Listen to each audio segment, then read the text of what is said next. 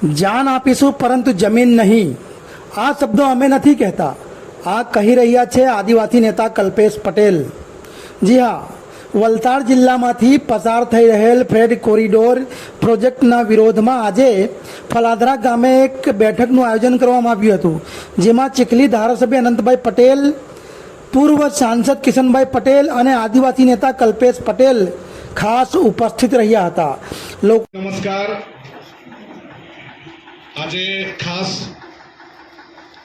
Fred કોરિડોરના વિરોધમાં આપણે સૌ ફલદરા ખાતે ભેગા થયા છે। પાવર ગ્રીડની લડાઈ હોય, પાર તાપીની લડાઈ હોય, કસ્ટોડિયલ ડેથની લડાઈ હોય, ગોયમાની લડાઈ હોય, વાંકલની લડાઈ હોય કે કોઈ બી જગ્યાએ લડાઈ, એલએનટીની સામે બી અમે લડ્યા છે।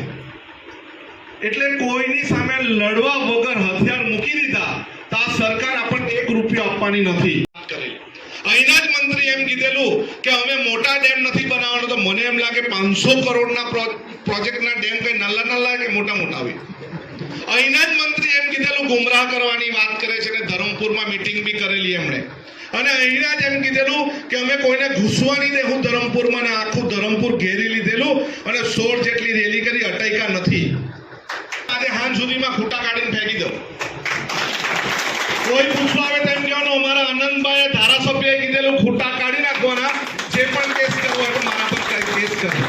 ને મને નવાઈ આપણા ખેડૂતો પર એવી લાગે છે કે બાજુના ગામનો કોઈ નાનો છોકરો હોય ને એ કેરી તોડવા તેને મારીને પગ તોડી નાખે, પણ બહારથી આવીને હિન્દી ભાષી આવીને તમારે ત્યાં માપણી કરી જાય ને ખૂટો દાટી જાય, અને તમે કેમ કઈ નહીં બોલે તે મને સમજ નથી પડતી। चांद देंगे जमीन नहीं, चांद देंगे जमीन नहीं, चांद देंगे जमीन नहीं, एक ताकत રાખવી પડશે, કારણ કે આપણો વિસ્તાર 5મી અનુસૂચિ વિસ્તારમાં આવે છે।